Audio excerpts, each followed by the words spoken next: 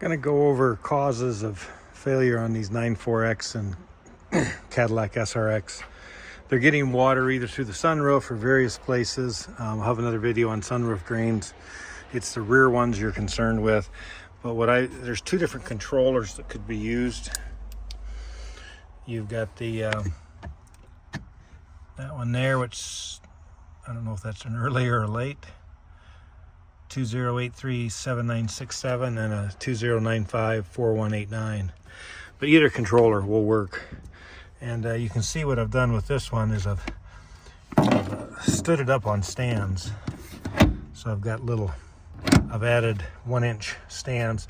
Threads are 6 mil by 1.0, and I'm doing one right over here. They get water in that trunk area, and the water can come even just from a car wash, even if your drains are working good on the sunroof. There's so many little places. They leak in here, they leak there, they leak everywhere. So I think preventative is what you want to do. Here you see I've put in a floor drain.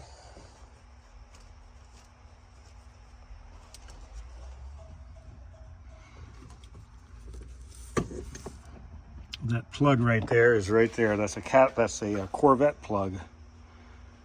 It's a Corvette floor plan for the older Corvettes. It's a 1 kilo Foxtrot 530 Delta Bravo, and it's a 3/4 inch hole. They do make 5/16 duck bills, like a duck quack, and that's probably what I would have used. I didn't know how big these Corvette ones were, and I've got them, so I'm just going to use them. But here's the stands I bought from McMaster's, and that's a 9895 2 Alpha 439. You can see these motors, they're all corroded and nasty, and this bottom piece of foam is terrible. It's like a sponge. This car sat in this shop for a year, and when I took the unit apart, the black unit apart, it literally wring out water like a sponge after sitting in a dry environment for years. So what I'm going to do is I'm going to leave the bottom piece of foam off, and I've just cut me a piece of coolant hose, and I'm going to put that underneath here. This is the cover that goes back on, and I'm going to put that right underneath the block unit, like so.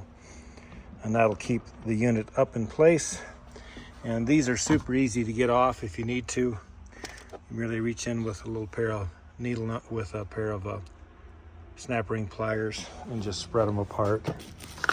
And spread them just a little bit and they'll pop right out. And then these stands, you can see them down there. They're 1 mil by, or 6 by 1.0 by 30 millimeter tall. Reaches everything up, gives you plenty of water room. If you watch videos online, there's a lot of these that are just been submerged. So out of 4 cars I've done, 3 have been submerged, 1 was perfectly clean.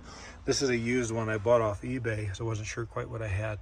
And the hydraulic motors so far have all been good, even though that's all corroded and crappy looking. There's 2, I think, 4 millimeters Allen screws on each side of this motor, one there, and you can take that off. There is a little puck in there you've got to transfer, and be sure to get that back on properly. But I think if you do the floor drain, you know, and I did check this with a carbon monoxide tester. We drove one back 9 hours the other day that had been modified, and I ran one of my aviation carbon monoxide testers, and it was minimal carbon monoxide. It was what would be considered normal for air driving down the interstate, anywhere from 0 to 4 parts per million. But that's the stuff I'm using. And then I am going to use the original GM fluid. You can Google that, see what the number is. I don't have it here yet. But this one's a little bit, I got 2 that are just a little bit low. I did put new cylinders on one. And there is a little clip that goes in here, and you can take just that clip off and slide these apart. It's a bit of a bear. You see that little clip? You got to come in real careful like and try to press it out. The way they're designed, they barb heavy on the inside, and it does create a bit of a problem. There's one that bent up pretty good. I had one that actually broke bringing out, but I didn't really want to have to change all the hosing because these come with the hose attached to the cylinder. I didn't want to have to change all the hosing out because I know I've done those before. If you're not real sure about it, don't do it. Go ahead and change all your hosing. It's not that difficult. You got to come in through, take this panel loose, and all that stuff is not too bad. Do have to take that bolt out there, and then there's a bolt up where that says airbag, and then this panel here will pop free, and I've got that in other videos. But I think that's what I do. So if you have problems with one, I've had multiple. I've had where the hatch would go up and get to the top and then just go right back down, and would try it again and again. That's usually the assist shock is bad. The non-powered side is bad. The one I just replaced here was leaking. It had a lot of oil residue and right here from dripping. That one and it had a questionable electric motor too, but it would start to go and stop, and you'd have to push the button 3-4 times or even help it. Once you got it going, it would go up and stay up. So it's not going up, you probably got a bad power shock or hydraulic shock. If it's not staying up, you've probably got a stationary assist. And if it doesn't work at all, there's a 30 amp fuse back here and a smaller fuse in that panel right there. And you can see this came out of my wife's car. It had moisture in it and it blew up big time. This is probably, I think, the motor out of it. So it had been in water and shorted everything out. But again, the hydraulic pumps, I haven't replaced one yet. And there's a little spring and a rotating disc you've got to pry out and swap over to the new, onto the little plastic disc goes onto the electric motor. But hopefully this will help someone. If you've got questions, shoot me an email, Tom Saab, like the car. So Tango Oscar Mike Sierra Alpha Bravo @gmail.com. I'll be glad to try to help you. So good luck, but get your drains fixed too. That's part of the problem, and I'll cover that in a separate video. So you pry that up and out of there, put it on your new motor, and then there's the spring and pin that it goes in place of. And then your power supply goes on the right side here. That'll make it a little easier to hook up your wires. But again, I got a little screwdriver that I just used to pry that up. So it comes out kind of hard, and there's a little clip in there, so be sure to get all that stuff.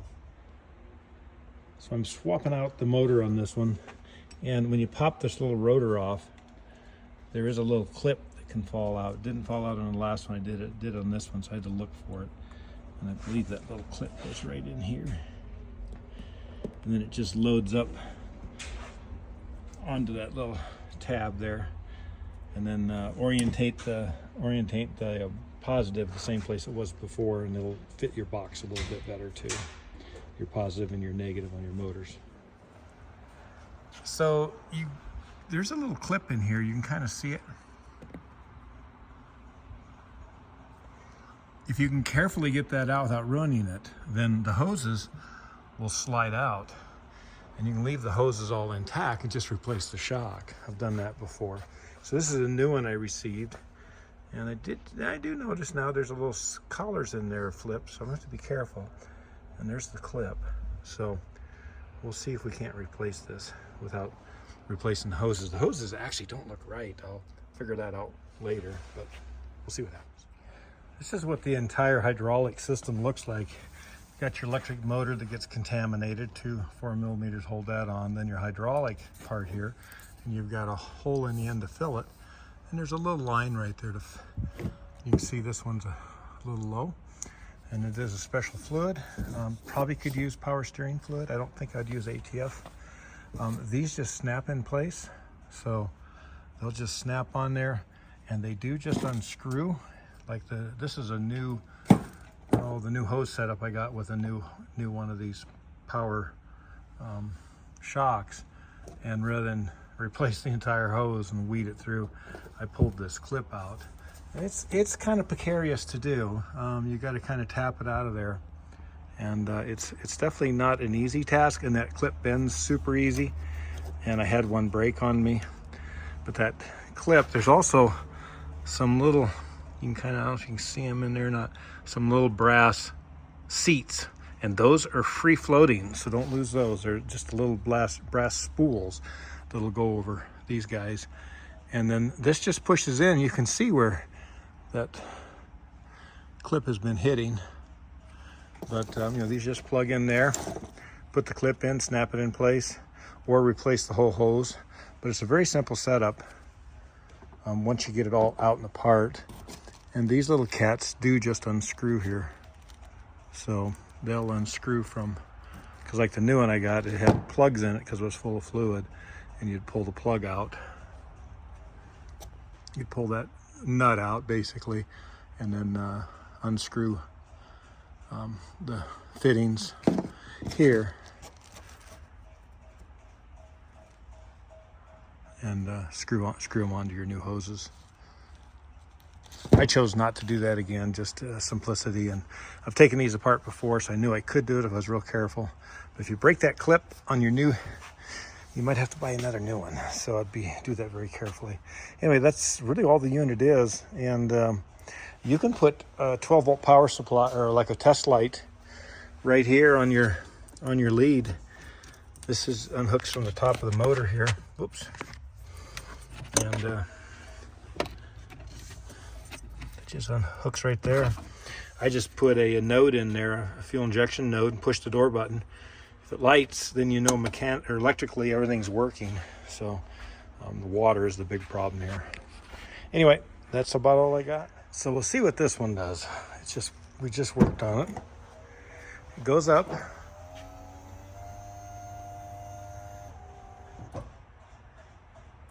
And it'll start to sink. So I think there we go. So I think the assist shock, the non-powered, is bad, which is very likely. This car had been hit in the back, so I had to put in, that's why it's got a white hatch. But at least we got it working. She was kind of nasty.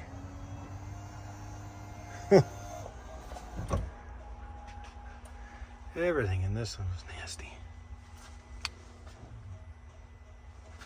I better get out of the way or I'll get banged. And here's that little, so I reach under here, this has to come out, and there's a little spring that holds tension to the center of that tapered, or of that split rod. So right in here, there's a little metal piece. But if you get something underneath there or pull up on it, you can pop this up, and then there's a pair of springs in there. Or there's a spring that actually, a little rod and a spring. I don't know if I've got the motor here or not. I already got it put back together, but it'll go into like I said, there's a little rod sticking up on the hydraulic pump with a spring, and you just align that over one of the holes and put her together. So this car is completely dry down here, and when I take everything apart, it is 100% dry. In fact, it's even got the motor mark. So a little bit different. It's the first one I've seen that's dry. So I guess they can be dry too, but we're going to modify this so it stays up and out of water just in case. We'll put a drain hole back here, and then we're going to put stands on this so that it'll stand up. It'll be an inch taller off the floor.